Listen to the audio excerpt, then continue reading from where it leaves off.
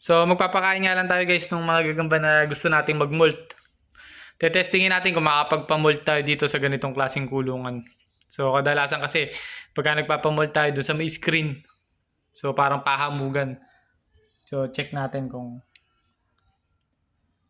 makapagpa-molt tayo. So, ayan, may number naman yan, 1 to 7. So, pakita ko lang sa inyo yung kulay ng mga gagambang gusto natin mag-molt. Ayan o. Halos isa lang ang kulay, pero muraan. So, ito, medyo matingkad na tigrihan to. Tapos, ito, tigrihan din, medyo ma-brown. Ito lang halos iba kulay sa kanila. Yan, yung itiman. Nagustuhan ko yan kasi mapupula yung loob ng bata. Halos lahat naman sila. So, testingin muna natin itong number 1, ano. Tingnan natin kung malupit kakagat. Tayo nyo naman. Ayan, no. So, ganda ng loob ng pata kasi nila. Puro mapupula. Usually, ang pakain ko dyan tuwing gabi, ano. So, ngayon lang tayo nagpakain ng ganyang kaaga. So, yan naman gusto. May gagamba kasi na maganda nga, pero kahit ganyan na yun natutubi, ayaw kumagat. Tamo ito.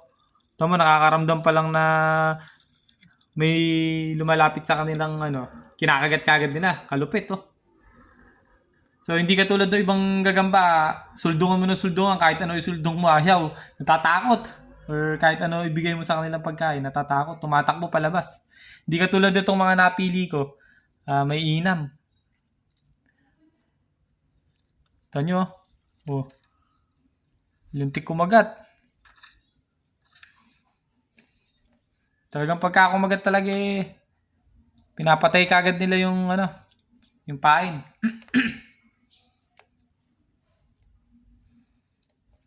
So, ayan. So, kahit pa paano hindi pa naman tayo lumalao sa pagpili ng gagamba. Eto, natutulog yata. Ito nyo, kumagat din kagad.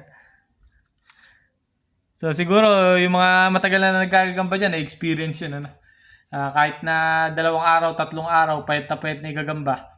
Kahit lagyan mo ng tutubi or kahit anong pagkain na gusto nyo ibigay, ayaw pa rin kainin, tinatakbuhan nila. So, napakahirap. So, hindi tulad na to, tanyo. Hinahabol po.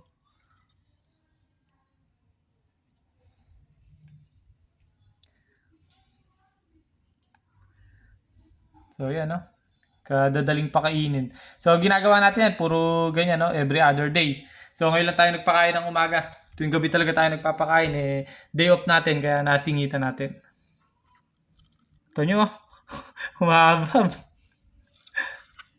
Napakalupit.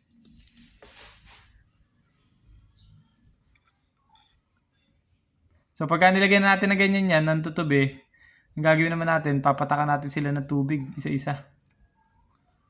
Habang kumakain. So, ito, last. Si number 7.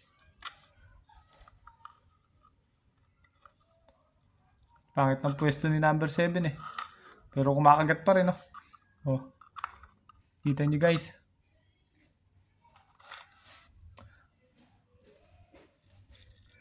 So, hindi na natin hinahawakan yan. Ito nyo, tapang.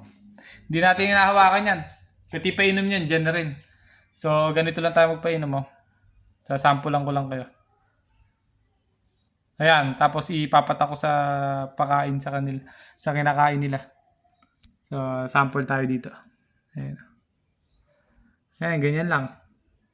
Tapos dito.